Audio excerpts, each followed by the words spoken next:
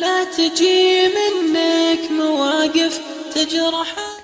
بسم الله والحمد لله والصلاة والسلام على رسول الله. السلام عليكم ورحمة الله تعالى وبركاته.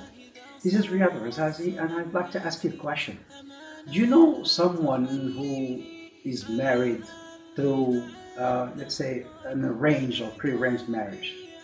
I'm sure you do. Maybe you know someone, maybe from your family, maybe your parents, or maybe even you. What are your thoughts about these pre-arranged marriages?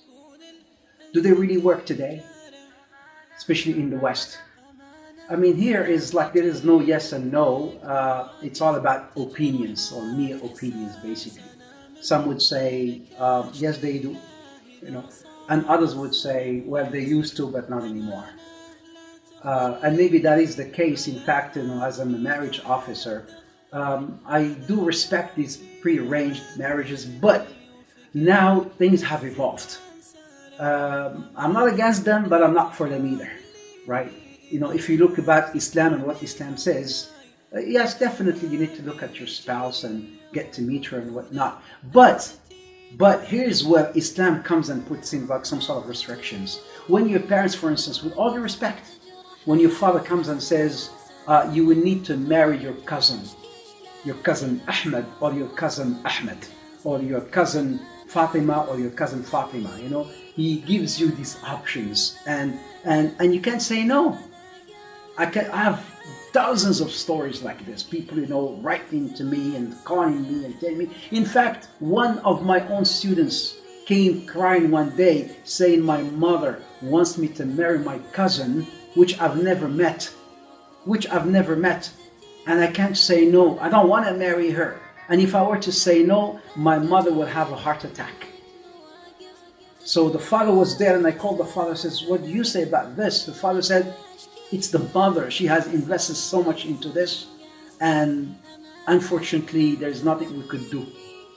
Maybe even her, she does not want to marry this guy that she's never seen. Yes, they are cousins. The guy's living, he was in Canada and the girl was from some other country. And maybe they don't want to meet, or they don't want to marry each other, but the parents make it in such a way that, they have to have these sort of cultural marriages. So here, Islam has some rules now.